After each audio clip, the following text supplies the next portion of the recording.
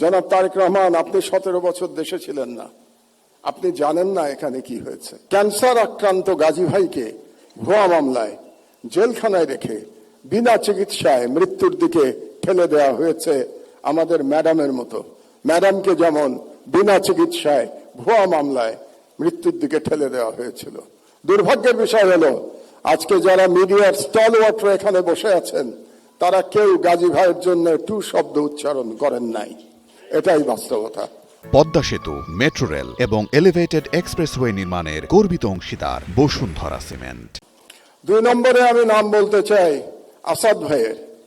আসাদ ভাইকে আমাদের মধ্যে প্রবীণতম সম্পাদক, তাকে ছাত্রলীগের গুন্ডারা অফিসে ঢুকে দাড়ি ধরে নামিয়ে পুলিশের কাছে তুলে দিয়েছে এবং বছরের পর বছর তিনি জেলে থেকেছেন। তিনিও অসুস্থ, তার স্ত্রী মারা গেছেন, তিনি তার স্ত্রীর পাশে থাকতে পারেন নাই, কারণ জেল থেকে বেরোনোর পরেও তাকে পালিয়ে পালিয়ে থাকতে হয়েছিল। আসাদ ভাইয়ের জন্য কোনো এলিট সম্পাদক আওয়াজ তোলেন নাই। এটাই বাস্তবতা। বাংলাদেশের সংবাদ মাধ্যমের বাস্তবতা ছিল 16 বছর। আমি নাম বলবো শফিক রহমান ভাইয়ের। শফিক ভাই আমার পাশে বসে আছেন, আমরা পাশাপাশি সেলে জেলে ছিলাম। 80 বছর বয়সে শফিক ভাইকে মাটিতে শুয়ে থাকতে হয়েছে। টয়লেটে যেতে পারতেন না, কারণ ওই টয়লেটে কমোড ছিল না। বেশ কিছুদিন শীতের মধ্যে মাটিতে পড়ে থাকতে হয়েছে, উনি উঠতে পারেন নাই।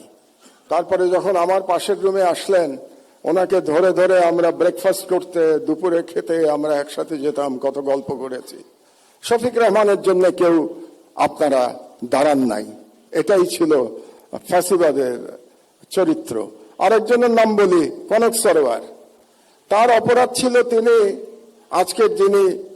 আজকে প্রধান ব্যক্তি তারেক রহমান সাহেবের একটা বক্তৃতা তিনি লাইভ চালিয়েছিলেন। এই অপরাধে তাকে 1 বছর প্রায় জেলে থাকতে হয়েছে। তার কোম্পানির চিফকে আমি সালাম সাহেবকে এখানে দেখতে পাচ্ছি।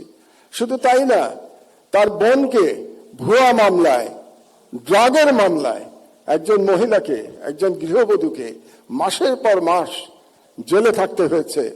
সংবাদ মাধ্যমের বিবেক জাগ্রত হয় নাই। এটাই বাংলাদেশের সংবাদ মাধ্যমের ইতিহাস।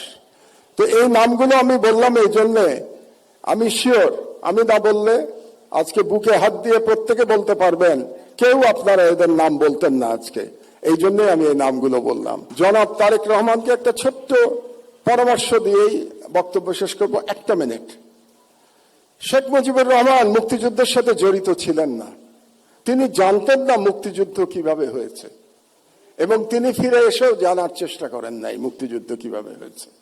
তাকে আওয়ামী লীগের লোকজন যা বলেছে এবং ভারতীয় পক্ষ যা বলেছে সেটাকেই তিনি ধরে নিয়েছিলেন। এটাই মুক্তিযুদ্ধের ইতিহাস ছিল।